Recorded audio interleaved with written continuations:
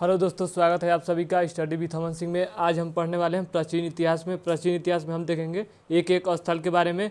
पिछले क्लास में हमने देखा था लोथल के बारे में, राखीगढ़ी के बारे में, यानी कि जो 3-4 स्थल था उसके बारे में देखे थे। आज हम देखेंगे जो 3-4 लगभग बचा है उस स्थल के बारे में देखेंगे। तो पहला जो आज हम स्थल की चर्चा करेंगे वो है धौलावीर। उसके बाद से सुतकोटा के बारे में चर्चा करेंगे, फिर रोपड़ के बारे में चर्चा करेंगे और फिर एक बचा है उसके बारे में चर्चा करेंगे। तो सबसे पहले हम देखते हैं धौलावीर के बारे में। उसके बाद से आज ही हम देखेंगे हड़प्पा सभ्यता के पतन के बारे में, यानी कि कुछ लोगों ने कहा कि जलवायु परिवर्तन के द्वारा हुआ है, कुछ लोगों ने कहा बाढ़ के द्वारा मतलब हड़प्पा सभ्यता जो है उसका पतन हुआ है, कुछ लोगों ने कहा कि पारिस्थितिक विक्षोभ के कारण हुआ है। तो उसके बाद सभी के बारे में चर्चा करेंगे। तो सबसे पहले हम देखते हैं जो स्थल है धौलावीर उसके बारे में, यानी कि धौलावीर।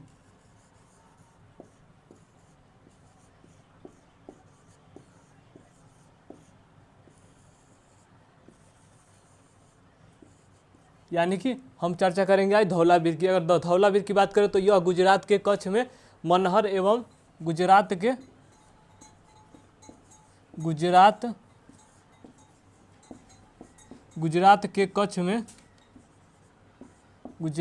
कच्छ में मनहर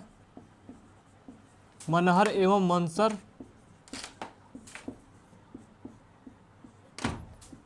मंसर नदी के तट पर स्थित है।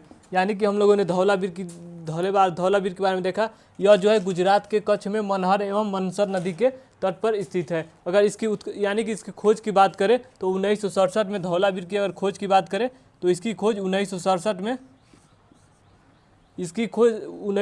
में जोशी ने, यानी कि हम लोगों ने देखा धौलावीर की खोज की बात करें तो 1967 में जेपी जोशी ने इसका खोज किया था। यानी कि जेपी जोशी, इसकी खोज की बात करें तो जेपी जोशी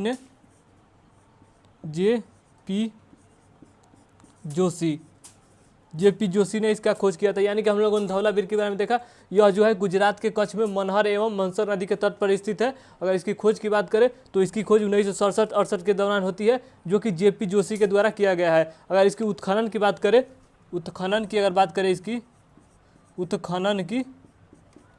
तो आर एस बिष्ट के द्वारा इसका उत्खनन करवाया गया था। यानी कि हम लोगों ने धौलावीर के बारे में अभी बस 3 चीज़ देखा। एक देखा यह जो गुजरात के कच्छ में मनहर एवं मंसर नदी के तट पर स्थित है। उसके बाद से हम लोगों ने देखा इसकी खोज के बारे में देखा तो 1967-68 के दौरान जेपी जोशी ने इसकी खोज करते हैं। और उसके बाद से हम लोगों ने उत्खनन के बारे में देखा तो आर एस बिष्ट ने इसके उत्खनन करते हैं। और इसके आगे देखें तो इस जो धौलावीर है इसको सफ़ेद कुआं भी बोला जाता है। यानी कि अगर धौलावीर की बात करें तो इसको धौलावीर को सफ़ेद कुआं बोला जाता है। यानी कि अगर धौलावीर के बारे में देखें तो जो धौलावीर है उसको सफ़ेद कुआं बोला जाता है, क्योंकि यहाँ यानी कि प्राचीन काल में बहुत समय पुराने यहाँ पर एक पुराना टीला हुआ करता था, जो कि एक गुफा की जैसे था, इसीलिए इसको बोला गया है सफ़ेद कुआं। यानी कि धौलावीर की अगर बात करें तो अगर पूछेगा कि सफ़ेद कुआं किसको कहा जाता है तो वो हम कहेंगे धौलावीर को बारे में बताएंगे। अगर धौलावीर की बात करें तो यह सभी से विशेष है। यानी कि सबसे अगर खूबसूरत की बात करें तो यह जो स्थल है सबसे खूबसूरत है। यानी कि सभी से, यानी राखीगढ़ी हुआ, मोहनजोदड़ो हुआ और हड़प्पा हुआ, यह सबसे खूबसूरत स्थल है। अगर इसकी बात करें तो यह सबसे खूबसूरत स्थल माना जाता है।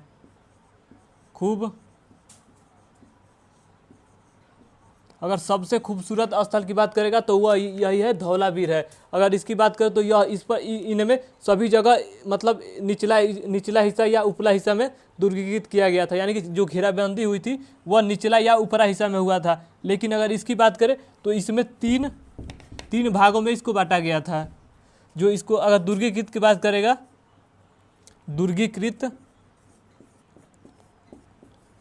अगर दुर्गीकृत की बात करें तो इसमें 3 भाग बांटा गया था। यानी कि एक था किला, यानी कि जो एक था किला के मतलब किला वाला भाग था, और एक था मध्य वाला भाग, और एक था निचला भाग। यानी कि हम लोगों ने क्या देखा, यह जो स्थल है जो धौलावीर है वो सबसे खूबसूरत जगह में से एक है, यानी कि धौलावीर सबसे खूबसूरत स्थल माना जाता है। और हम लोगों ने देखा इसकी दुर्गीकृत के बारे में देखा तो सभी जगह एक या दुर्गीकृत किया गया था या दोनों की ओर से दुर्गीकृत किया गया था, यानी पश्चिम पूर्व साइड में दोनों की ओर से दुर्गीकृत किया गया था। लेकिन अगर इसकी बात करें तो इसमें जो दुर्गीकृत किया गया था वह 3 भागों में किया गया था। एक था किला वाला भाग था, यानी कि नीचे ऊपर साइड वाला किला वाला भाग था, और बीच में मध्य वाला भाग साइड था, और नीचे निचला भाग था। तो हम लोगों ने इसके बारे में देखा। और इसके बारे में बात करें तो यहाँ से क्या क्या मिला है उसके बारे में अगर चर्चा करें तो यहाँ से, यानी कि धौलावीर से बात करें, धौलावीर से अगर बात करें तो यहाँ से एक बहुत बड़ा स्टेडियम देखने को मिलता है, यानी कि यहाँ से एक हमको स्टेडियम, धौलावीर से स्टेडियम, धौलावीर से हमको स्टेडियम देखने को मिलता है। और यहाँ से ही धौलावीर से एक विशाल, धौलावीर से ही एक विशाल जलाशय,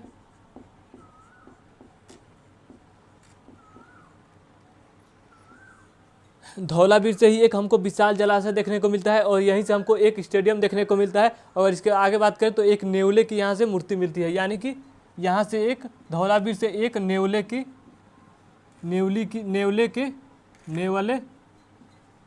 की मूर्ति हमको देखने को मिलती है।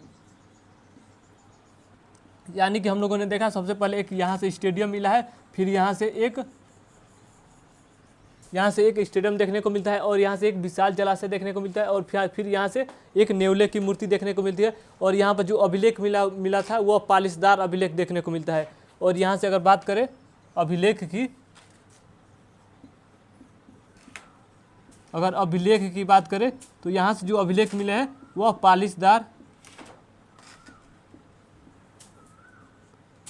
वह हमको पालिशदार अभिलेख देखने को मिलता है। अगर बात करें यहाँ पर कब्र की तो यहाँ पर जो कब्र मिला है वह खाली कब्र मिला है, यानी कि एक कब्र जो मिला है वह मिला है खाली कब्र।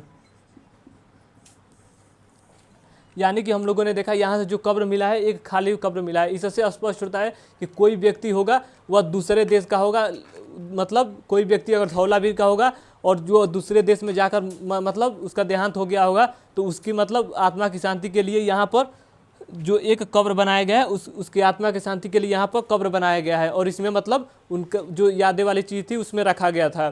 तो इससे स्पष्ट होता है कि जो धौलावीर था उसमें मतलब कोई धौलावीर का कोई व्यक्ति दूसरे जगह जाकर उसका मतलब मृत्यु हो जाती है तो यहाँ पर जो लोगों मतलब आत्मा की शांति के लिए यहाँ पर लोग उसके याद में मतलब इसी तरह से एक कब्र बना दिया करते थे। तो हम लोगों ने सबसे पहले देखा जो धौलावीर था वह गुजरात के कच्छ में मनहर एवं मनसर नदी के तट पर स्थित है। उसके बारे में हम उसके बाद देखा हम लोगों ने यह जो है इसकी खोज की बात करें तो 1967-68 के दौरान JP जोशी ने इसकी खोज की थी। और उसके बाद से हम लोगों ने देखा अगर उत्खनन की बात करें तो RS बिष्ट के द्वारा इसका उत्खनन करवाया गया था। और फिर हम लोगों ने देखा जो धौलावीर था उसको सफ़ेद कुआं भी कहा जाता है, क्योंकि जो धौलावीर था वहाँ पर हमको एक बहुत बड़ा मतलब कुआं देखने को मिलता है, इसलिए इसका नाम सफ़ेद कुआं रखा गया। फिर हम लोगों ने देखा यह जो स्थल है सबसे खूबसूरत स्थल में से एक माना जाता है। और फिर हम लोगों ने देखा जो दुर्गीकृत किया गया था वह इसमें 3 भागों में दुर्गीकृत किया गया था। फिर हम लोगों ने देखा जो यहाँ पर अगर क्या क्या मिला है तो हम लोगों ने देखा यहाँ पर सबसे पहले स्टेडियम, एक बहुत बड़ा स्टेडियम मिला है और एक विशाल जलाशय हमको देखने को मिलता है और यहाँ से एक नेवले की मूर्ति मिलती है। फिर हम लोगों ने देखा जो यहाँ से अभिलेख मिले हैं वह पालिशदार अभिलेख देखने को मिलते हैं और यहाँ पर जो कब्र मिला है वह एक खाली कब्र मिला है। तो हम लोगों ने इतना देखा। और यहाँ से लगभग एक चीज़ और मिला है, यानी कि यहाँ से अगर स्पष्ट होता है कि पानी की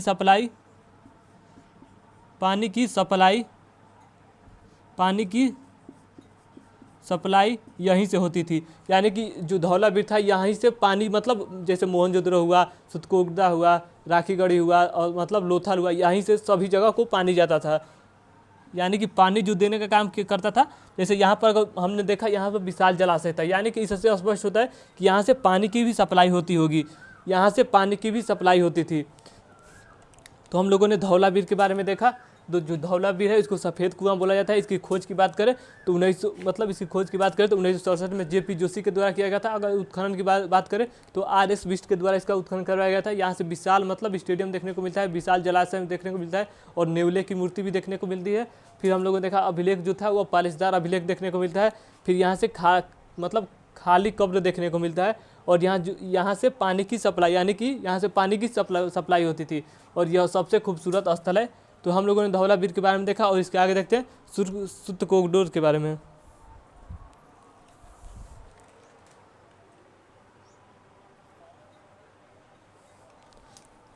यानी कि हम लोगों ने धौलावीर के बारे में चर्चा किया, इसके आगे फिर देखते हैं।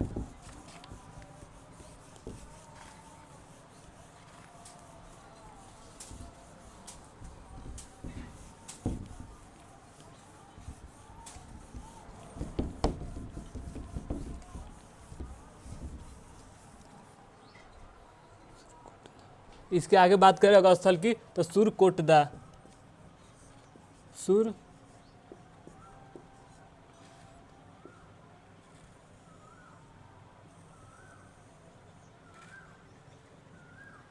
हम लोगों ने धौलावीर के बारे में चर्चा किया। अब इसके आगे देखते हैं सूर्यकोटद्वार की। अगर इसकी बात करूँ तो यह गुजरात में, यह भी गुजरात के कच्छ में स्थित है, यानी कि यह भी जो स्थल है वह गुजरात के कच्छ में स्थित है। यह भी जो है वह गुजरात के कच्छ में स्थित है। अगर इसके खोज की बात करें, तो इसके भी जो खोज किए थे वह किए थे जेपी जोशी, यानी कि इसके भी अगर खोज की बात करें तो यह भी जो स्थल खोजा गया था वह जेपी जोशी के द्वारा खोजा गया था। जेपी जोशी के द्वारा खोजा गया था। अगर इसके उत्खनन की बात करें तो यहाँ पर उत्खनन वाला काम अगर बात करें तो किसने किया था उत्खनन। अगर उत्खनन की बात करें तो यहाँ पर भी आर एस बिष्ट के द्वारा यहाँ पर उत्खनन करवाया गया था। हम लोगों ने क्या देखा, सूर्यकोटद्वार के बारे में देखा। यह गुजरात के कच्छ में स्थित है। इसकी खोज जेपी जोशी के द्वारा किया गया था। इसका उत्खनन की बात करें तो आर एस बिष्ट के द्वारा मतलब इसका उत्खनन करवाया गया था। यहाँ से सबसे पहले मतलब क्या होता है, घोड़े की हड्डी का साँच देखने को मिलता है। यहाँ से सबसे पहले सूर्यकोटद्वार से घोड़े की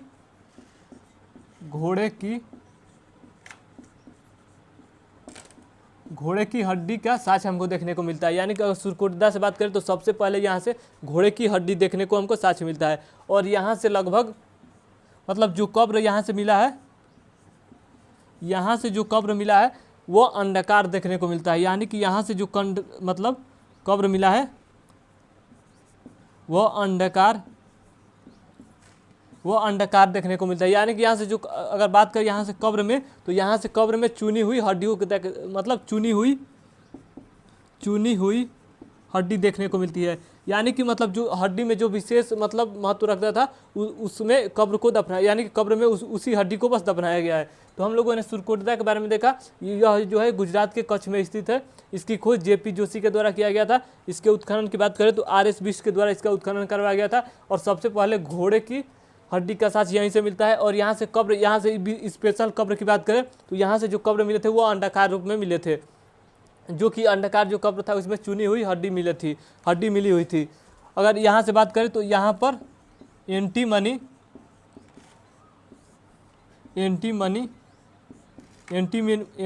की छड़ हमको देखने को मिलती है। यानी कि इससे स्पष्ट होता है कि यहाँ के जो लोग थे वह चुंबक के बारे में इनको ज्ञान था। तो हम लोगों ने सूर्यकोटद्वार के बारे में देखा। यह गुजरात के कच्छ में स्थित है। इसकी खोज जेपी जोशी के द्वारा किया गया था।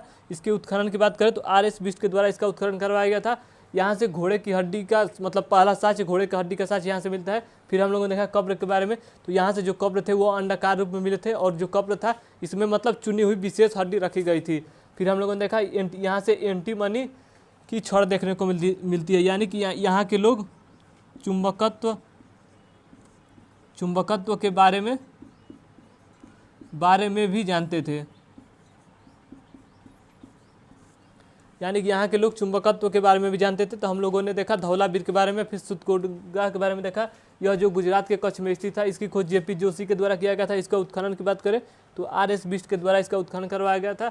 यहाँ से घोड़े की हड्डी देखने को मिलती है। और यहाँ से कब्र की बात करें तो यहाँ से अंडाकार कब्र देखने को मिलता है। और इसके आगे अगर बात करें रोपड़ की, तो उसके बारे में हम देख लेते हैं।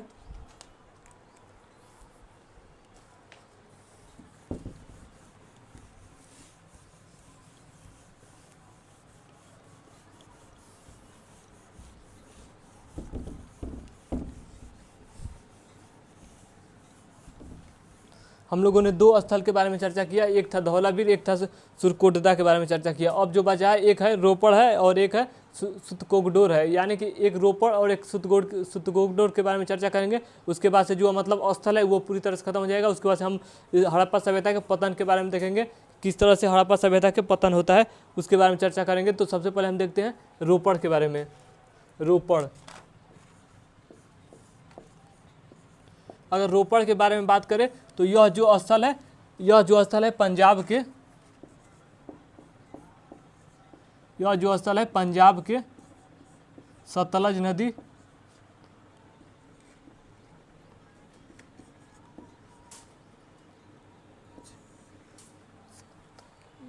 यह जो है पंजाब के सतलज नदी के तट पर स्थित है, यानी कि हम लोग रोपड़ के बारे में देख रहे हैं। यह जो है वह पंजाब के सतलज नदी के तट पर स्थित है। इसकी खोज की बात करें तो बीबी लाल के द्वारा इसका खोज किया गया था। यानी कि अगर रोपड़ की बात करें तो इसका खोज की बात करें, खोज तो बीबी लाल के द्वारा इसकी खोज की गई थी। बीबी लाल के द्वारा इसका खोज किया गया था। यानी कि हम लोगों ने देखा रोपड़ जो है वो पंजाब के सतलज नदी के तट पर स्थित है। इसकी खोज की बात करें तो बीबी लाल के द्वारा इसका खोज किया गया था। अगर इसके उत्खनन की बात करें, उत्खनन की बात करें तो यज्ञ दत्त शर्मा के द्वारा इसका उत्खनन करवाया गया था। यानी कि हम लोगों ने देखा सतलज जो नदी है, मतलब रोपड़ है वह सतलज नदी के तट पर स्थित है। यह जो है रोपड़ जो है पंजाब में पड़ता है। और इसकी खोज की बात करें तो बीबी लाल के द्वारा इसकी खोज किया गया था। अगर उत्खनन की बात करें तो यज्ञ दत्त शर्मा के द्वारा इसका मतलब उत्खनन करवाया गया था। अगर इसकी बात करें तो यहाँ से क्या क्या मिला है, अगर उसकी चर्चा करें, यानी कि रोपड़ से देखें तो क्या क्या मिला है। जो सबसे पहले मिला है रोपड़ से जो मिला है वह तांबे की कुल्हाड़ी हमको देखने को मिलती है। यहाँ से जो मिला है सबसे पहले वह तांबे का कुल्हाड़ी मिला है। और जो दूसरी चीज़ अगर बात करें तो यहाँ पे एक कब्र मिला है, यहाँ पर एक कब्र मिला है जिसमें से एक व्यक्ति को कुत्ते के साथ दफनाया गया है। यानी कि कुत्ते के साथ अगर दफनाने की बात करें तो हम लोगों ने 9 पाषाण काल में पढ़ा था, एक बुर्जी होम था जहाँ से मतलब कुत्ते को और व्यक्ति को एक साथ दफनाया गया था। अगर इसमें बात करें हड़प्पा सभ्यता में तो रोपड़ से हमको देखने को मिलता है एक मतलब कब्र में एक व्यक्ति के साथ कुत्ते दफनाने के साथ मिलता है। तो हम लोगों ने रोपड़ के बारे में देखा। रोपड़ के बारे में, जो रोपड़ है पंजाब के सतलज नदी के तट पर स्थित है। इसकी खोज बीबी लाल के द्वारा किया गया था। तो उत्खनन की बात करें तो यज्ञ दत्त शर्मा के द्वारा इसका उत्खनन करवाया गया था। यहाँ से तांबे की कुल्हाड़ी देखने को हमको मिलती है। और कब्र की बात करें तो एक कब्र में लगभग एक कब्र में एक व्यक्ति के साथ कुत्ते का साक्ष्य मिलता है। हम लोगों ने देखा धौलावीर के बारे में देखा, फिर सुतकोगडोर के बारे में देखा, उसके बाद से रोपड़ के बारे में देखा, और एक जो स्थल बचा है सुतकोगडोर के बारे में देखेंगे। इसके पहले हमने देखा था धौलावीर और सुरकोटदा के बारे में देखा था।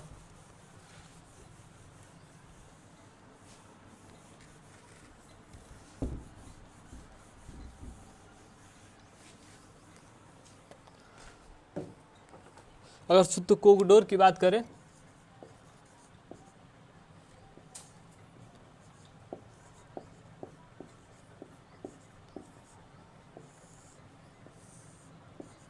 यानी कि हम लोगों ने धौलावीर के बारे में देखा, मोहनजोदड़ो के बारे में भी देख लिया, लोथल के बारे में भी देख लिया है, राखीगढ़ी के बारे में देखा हम लोगों ने, फिर रोपड़ के बारे में देख ही लिया, उसके बाद से सुरकोटदा के बारे में देखा। अब देखेंगे सुतकोगडोर के बारे में। अगर इसकी बात करें तो यह पाकिस्तान के बलूचिस्तान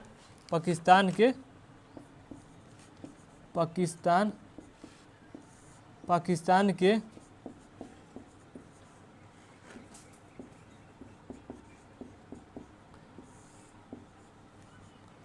यह जो स्थल है सुतकोगडोर की अगर बात करें तो यह जो है वह पाकिस्तान के बलूचिस्तान में दासक नदी के तट पर स्थित है। यानी कि पाकिस्तान के बलूचिस्तान में दासक नदी या दासक बोलिए या दास नदी के तट पर, दासक या दास नदी के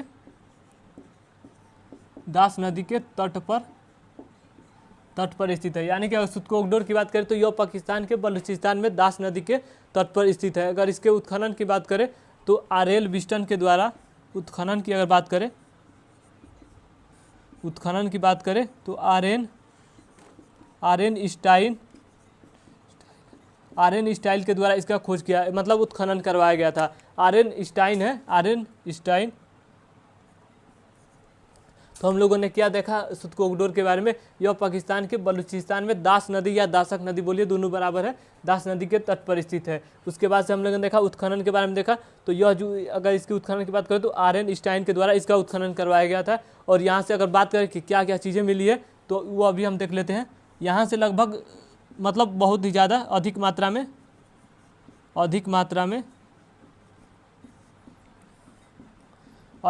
में हमको बंदरगाह देखने को मिलती है। यानी कि सबसे ज़्यादा अगर बात करें तो यहाँ से क्या मिला है, यानी कि सुतकोगडोर से अगर बात करें तो यहाँ से सबसे ज़्यादा बंदरगाह हमको देखने को मिलता है। तो हम लोगों ने देखा जो सुतकोगडोर है पंजाब मतलब पाकिस्तान के बलूचिस्तान में दासक नदी या दास नदी के तट पर स्थित है। और इसकी खोज की बात करें तो आर्यन स्टाइन के द्वारा इसकी खोज किया गया था। और यहाँ सबसे ज़्यादा अगर बात करें तो मतलब अधिक मात्रा में बंदरगाह हमको देखने को मिलता है। और एक है इसी के मतलब पाकिस्तान के बलूचिस्तान में स्थित है एक जो स्थल है सुतकोको मतलब नाम से जाना जाता है। यह जो स्थल है यह भी एक स्थल है। तो हम यानी कि यह जो स्थल है यह भी पाकिस्तान के बलूचिस्तान में स्थित है। सुतकाको है जो कि यह भी एक स्थल है, जो कि पाकिस्तान के बलूचिस्तान में स्थित है। तो हम लोगों ने सुतकोगडोर जो है वो अलग है, और इसकी बात करें तो यह सुतकागो यह जो स्थल है यह अलग है। इससे दोनों अलग है, लेकिन जो मतलब स्थान है वह एक ही जगह है। अगर इसकी बात करें यह पर मतलब यह कहाँ पर बसा है तो यह जो है सादी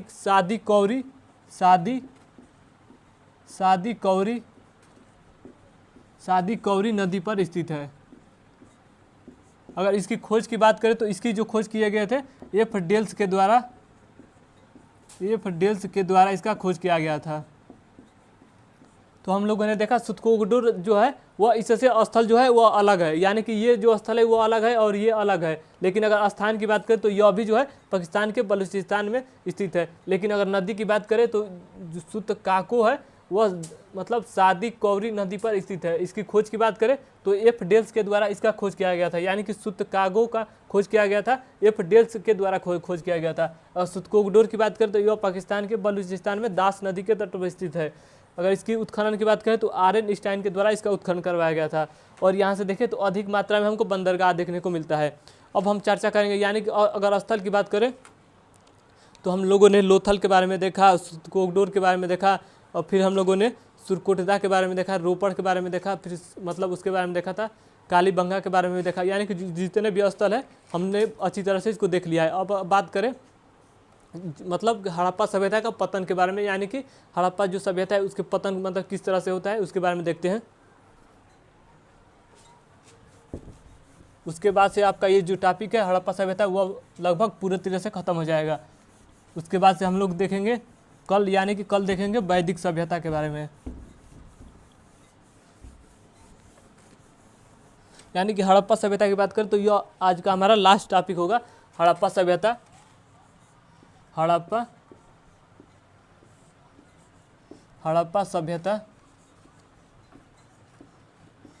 सभ्यता का पतन।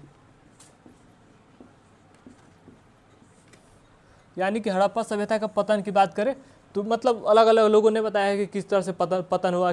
कोई लोगों ने बोला कि जलवायु परिवर्तन के द्वारा, किसने बोला मतलब आर्यों के आक्रमण के द्वारा, और किसी ने बोला बाढ़ के द्वारा। अगर हड़प्पा सभ्यता की बात करें तो इनका जो मतलब समाज था वो काफ़ी आज के समाज से काफ़ी बेहतर था। यानी कि ये जो प्रयोग करते थे हर चीज़ का प्रयोग करते हैं, यानी कि आज जो लोग प्रयोग करते हैं उससे ये बेटर थे। अगर आज के ज़माने में मतलब इनका अगर पता नहीं हुआ होता तो यह जो भारत देश होता वो काफ़ी ज़्यादा और ही ज़्यादा विकसित होता। लेकिन लोगों ने मतलब अलग अलग लोगों ने बताया कि इस तरह से मतलब पतन हुआ है। तो उसके बारे में हम चर्चा करते हैं। जैसे अगर बात करें हड़प्पा सभ्यता के पतन के बारे में तो अगर बात करें तो हम लोगों ने पिछले क्लास में पढ़ा था हड़प्पा सभ्यता के पतन के बारे में, मतलब पतन नहीं हड़प्पा सभ्यता के बारे में देखा था। तो इनका जो काल क्रम की बात करें तो इनका जो काल क्रम माना जाता है लगभग 2350 से 1750 ईसा पूर्व में माना जाता है। ये तो आप लोग जानते ही होंगे यानी कि 2350 से 1750 ईसा पूर्व में इनका मतलब आगमन मतलब अस्तित्व में आए थे, इतना समय इनका मतलब माना जाता है। तो हम लोग पतन के बारे में देखते हैं। तो आर्यों के यानी कि कुछ लोगों ने कहा इनका जो पतन हुआ है आर्यों के आक्रमण के द्वारा हुआ है। आर्यों के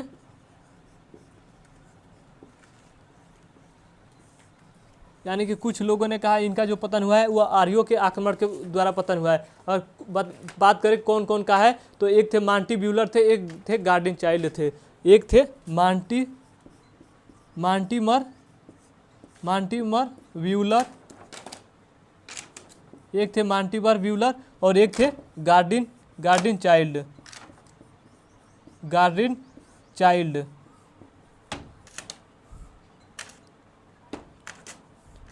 अगर इनकी बात करें तो इन्होंने कहा है कि यह जो मतलब आर्यों का आक्रमण मतलब आर्यों के आक्रमण के द्वारा ही, मांटी म्यूलर और गार्डिन चाइल्ड ने कहा है कि आर्यों के आक्रमण के द्वारा ही मतलब इनका पतन हुआ है। लेकिन ये जो मतलब इनकी बात से मतलब मुझे नहीं लगता है कि ये ऐसा कुछ हुआ होगा। ये तो लगभग मुझे लगता है कि ये सब झूठ बोल रहे हैं। जैसे मान लीजिए अगर बात सही होगी तो जैसे हम लोगों ने देखा जो हड़प्पा सभ्यता का मतलब जब उद्भव हुआ था 2350 से 1750 ईस्वी में हुआ था। लेकिन अगर आर्यों के आक्रमण मतलब आर्यों के आगमन की बात करें तो इनका जो मतलब आगमन हुआ था लगभग 1500 ईसा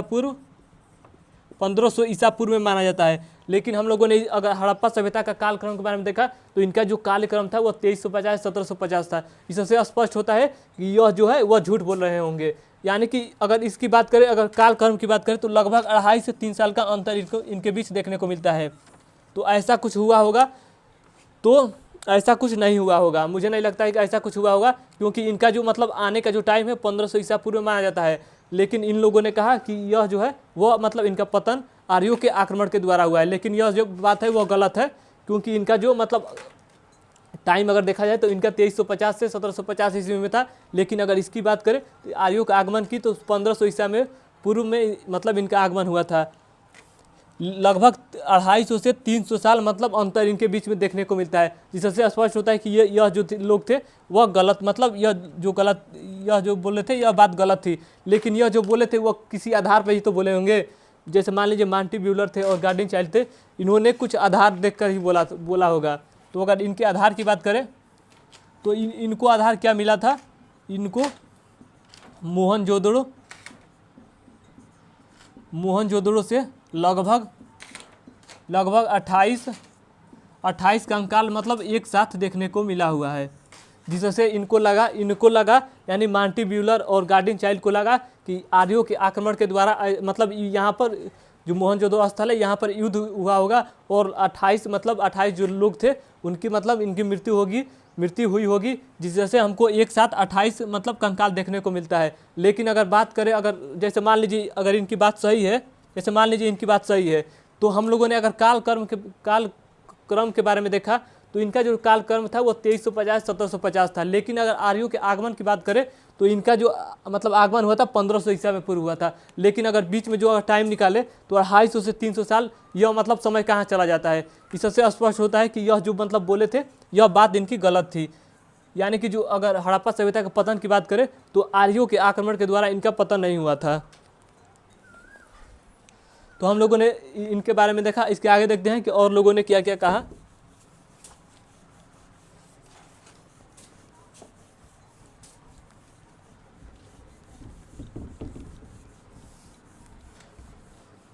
यानी कि मार्टिन ब्यूलर और जो गार्डिन चाइल्ड थे इन्होंने बताया कि आर्यों के आक्रमण के द्वारा मतलब इनका हड़प्पा सभ्यता का पतन हुआ है। लेकिन अलग अलग लोगों ने अलग अलग बातें की।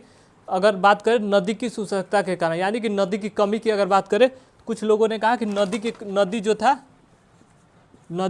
नदी पूरी तरह से सूख गया, जिसकी वजह से यहाँ के लोग थे वह भूखमरी और पानी ना मिलने की वजह से इनका मतलब पतन हो गया। अगर नदी की मतलब सूखने की बात की किसने कहा था, तो इसकी अगर बात करें तो एक थे सूद थे और एक थे अग्रवाल। यानी कि सूद और अग्रवाल ने कहा था कि मतलब नदी में जो पानी था वह सूखने की वजह से हड़प्पा सभ्यता का पतन माना जाता है। लगभग ये जो बात थी यह भी पूरी तरह से स्पष्ट नहीं हुई है और यह भी बात लगभग गलत मानी जाती है। अगर जो मेन वजह माना जाता है वो माना जाता है कि बाढ़ की वजह से ही जो हड़प्पा सभ्यता था उसका पतन हो गया था। और कुछ लोगों ने बताया कि पारिस्थितिक विक्षोभ के द्वारा पारिस्थितिक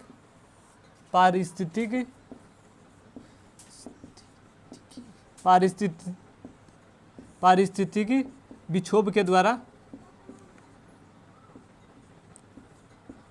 के द्वारा इसका पतन हो गया। अगर इसकी बात करें पारिस्थितिक विक्षोभ के द्वारा तो इन्होंने दिया था फेयर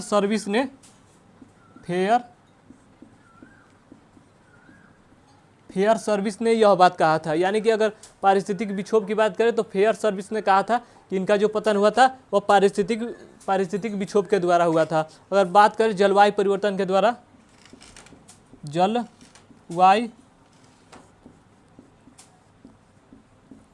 यानी कि हम लोगों ने अभी क्या देखा, हड़प्पा सभ्यता के पतन के बारे में देखा कि दो लोगों ने कहा था हड़प्पा मतलब आर्यों के आक्रमण के द्वारा इनका पतन हुआ है। और इनके बारे में देखा सूद और अग्रवाल के बारे में अगर बात करें तो इन्होंने कहा नदी में कमी आने के कारण मतलब जल का कमी हो गया, उसके बाद उसकी वजह से हड़प्पा सभ्यता का पतन हो गया। फिर हम लोगों ने देखा पारिस्थितिक विक्षोभ के द्वारा फेयर सर्विस ने कहा कि इनका जो पतन हुआ था पारिस्थितिक विक्षोभ के द्वारा हुआ था। अगर बात करें जलवायु परिवर्तन के द्वारा तो are N Stine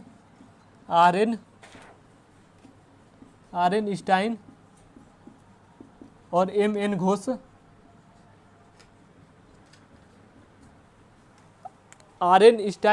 N Ghosh के द्वारा इन्होंने बताया कि मतलब जलवायु परिवर्तन के द्वारा जो हड़प्पा सभ्यता है उसके पतन हो गया। अगर बात करें मतलब बाढ़ की, जैसे बाढ़ को हम बाद में देखेंगे। और कुछ लोगों ने कहा कि मतलब भूकंप के द्वारा हड़प्पा सभ्यता का पतन हुआ है। अगर भूकंप की बात करें तो यह कहे थे रेइस, यानी कि भूकंप की अगर बात करें तो जो भूकंप का प्रमाण मिलता है वह मिलता है कालीबंगा से। अगर भूकंप की बात करें तो भूकंप का प्रमाण मिलता है कालीबंगा से। अगर इसकी बात करें तो यह कहे थे रेइक्स डेल्स के द्वारा कहा गया था। यानी कि हम लोगों ने हड़प्पा सभ्यता का पतन के बारे में देखा तो सबसे पहले देखा गार्डिन चाइल्ड और मार्टी ब्यूलर ने कहा कि इनका जो पतन हुआ है आर्यों के आक्रमण के द्वारा हुआ। फिर हम लोग को देखा नदी की शुष्कता के कारण, यानी कि नदी में कमी आने के कारण हड़प्पा सभ्यता का पतन माना जाता है, जो कि सूद और अग्रवाल ने कहा था। फिर हम लोगों ने देखा भूकंप के बारे में, यानी कि भूकंप का जो साक्ष्य मिलता है वह कालीबंगा से हमको देखने को मिलता है। और यह जो बात कहे थे रेइक्स डेल्स के द्वारा कहे, मतलब इन्होंने यह बात कही थी कि जो हड़प्पा सभ्यता का पतन है वह भूकंप के द्वारा हुआ था। और पारिस्थितिक विक्षोभ के अगर बात करें तो यह कहे थे फेयर सर्विस के द्वारा इन्होंने यह बात कही थी। और जलवायु परिवर्तन की बात करें तो आर एन स्टाइन और एम एन घोष ने यह बात कही थी कि जलवायु परिवर्तन की कारण यहाँ मतलब जलवायु परिवर्तन के द्वारा हड़प्पा सभ्यता का पतन हुआ है। अगर बाढ़ की बात करें तो अगर हम बाढ़ की बात करें तो एक थे मैके और एक थे लाइम्ब्रिक और एक थे राइक्स डेलर। एक थे मैके और एक थे लाइम्ब्रिक और राइक्स। यहाँ पर हम लोगों ने देखा भूकंप के बारे में कहे थे रेइक्स डेल्स थे, लेकिन यहाँ पर जो है वह राइक्स डेलर है। और फिर एक थे और मार्शल, यानी कि इन्होंने कहा कि जो हड़प्पा सभ्यता का पतन है वह बाढ़ के द्वारा हुआ है। कि मैके, लाइम्ब्रिक और राइक्स डेलर और मार्शल ने कहा इनका जो पतन हुआ था वह मतलब बाढ़ के द्वारा हुआ था। और एक और थे एस आर राव ने भी यही बातें कही थी कि इनका जो पतन हुआ है वह बाढ़ के द्वारा हुआ है।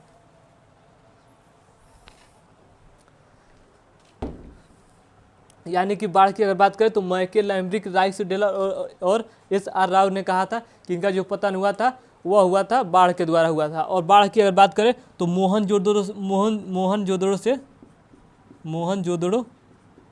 मोहनजोदड़ो से स्पष्ट होता है कि यहाँ पर जो बाढ़ आया था वह 7 स्तर का बाढ़ आया था, यानी कि काफ़ी भयंकर बाढ़ यहाँ पर देखने को मिलती है। और जो मतलब रियल में बात करें कि हड़प्पा सभ्यता का पतन है कैसे हुआ था तो लगभग माना जाता है कि जो मतलब मेन वजह था वह बाढ़ के द्वारा ही इनका पतन हुआ था। अगर बाढ़ की बात करें तो यहाँ पर लगभग 7 स्तर का बाढ़ आया था। तो हम लोगों ने हड़प्पा सभ्यता के पतन के बारे में देखा। सबसे पहले देखा कि मांटिब्यूलर और गार्डी चाइल्ड ने कहा कि इनका जो पतन हुआ था वह आर्यों के आक्रमण के द्वारा हुआ था। फिर हम लोगों ने देखा नदी की कमी के कारण से, कुछ लोगों ने कहा कि नदी की कमी के कारण से मतलब जो पानी था वह पूरी तरह से सूख गया और इनको पानी की कमी हुई, जिसकी वजह से मतलब इनका पतन होना स्टार्ट हो गया। अगर पानी की कमी की बात करें तो सूद और अग्रवाल ने कहा था कि पानी की कमी की वजह से मतलब नदी पूरी जो थी वह सूख गई, जिसकी वजह से हड़प्पा सभ्यता का पतन माना जाता है। अगर भूकंप की बात करें तो भूकंप की तो कालीबंगा से हमको भूकंप का साक्ष्य देखने को मिलता है, जिससे रेइक्स डेल्स ने कहा है कि अगर हड़प्पा सभ्यता का पतन के बारे में चर्चा करें तो इनका जो पतन हुआ है वह भूकंप के द्वारा हुआ है। लेकिन अगर यह भी बात पूरी तरह से स्पष्ट नहीं हो पाई है, अगर मतलब रियल में अगर बात की जाए कि हड़प्पा सभ्यता का पतन मतलब पूरी तरह से स्पष्ट कौन सा हुआ है, तो वह बाढ़ वाला ही स्पष्ट हुआ है। और बाढ़ में कौन कौन थे, एक थे मैके, एक थे लैम्ब्रिक थे, और एक थे राइक्स डेलर, और एक थे एस आर राव थे। अगर इसकी बात करें पारिस्थितिक विक्षोभ के द्वारा तो यह थे फेयर सर्विस ने कहा था कि इनका जो पतन हुआ था मतलब पारिस्थितिक विक्षोभ के द्वारा हुआ था। अगर जलवायु परिवर्तन की बात करें तो मतलब जलवायु परिवर्तन की बात करें तो आर.एन. स्टाइन और एम.एन. घोष ने कहा था इनका जो मतलब हुआ था पतन हुआ मतलब जलवायु परिवर्तन के द्वारा हुआ था। तो हम लोगों ने हड़प्पा सभ्यता के पतन के बारे में देखा और जितने स्थल थे उसके बारे में भी चर्चा किया।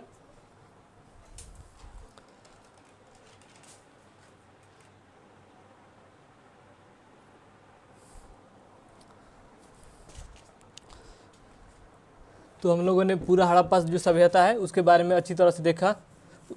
हड़प्पा सभ्यता का उद्भव कब से हुआ था, उसके बाद से जो उनके सामाजिक जीवन के बारे में हम लोगों ने देखा, उनके सामाजिक जीवन के बारे में भी देखा। और फिर हम लोगों ने देखा था मतलब एक एक स्थल के बारे में देखा, फिर उसके पतन के बारे में देखा, उसका सामाजिक जीवन के बारे में भी देख लिया। तो यानी कि हम जो प्राचीन इतिहास पढ़ रहे हैं लगभग एक प्राग ऐतिहासिक काल और एक मतलब हड़प्पा सभ्यता को हम लोगों ने पढ़कर ख़त्म किया। यानी कि प्राग ऐतिहासिक काल पढ़ा हम लोगों ने,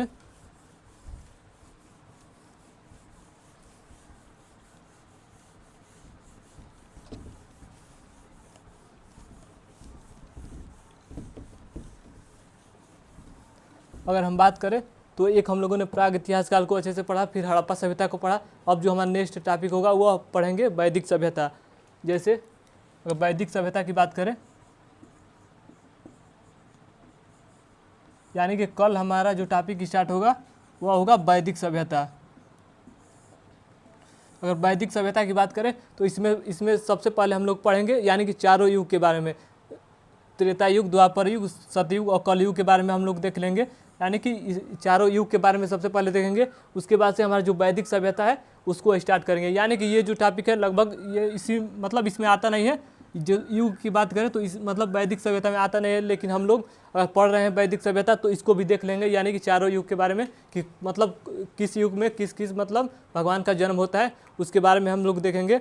उसके बाद से वैदिक जो सभ्यता है उसके जो आगे इसमें देखेंगे, इसी में हम देखेंगे जो भारत का प्रथम युद्ध होता है उसके बारे में देखेंगे।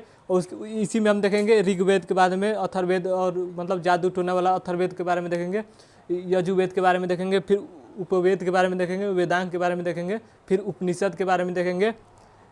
फिर वैदिक सभ्यता में हम देखेंगे यानी कि क्यों मतलब लोहे का जब आगमन होता है, जब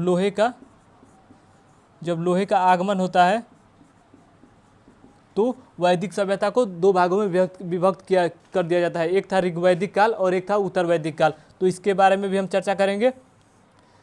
तो चलिए आज के लिए बस इतना ही, कल मिलेंगे यानी वैदिक सभ्यता के बारे में देखेंगे। तो चलिए आज के लिए इतना ही, धन्यवाद।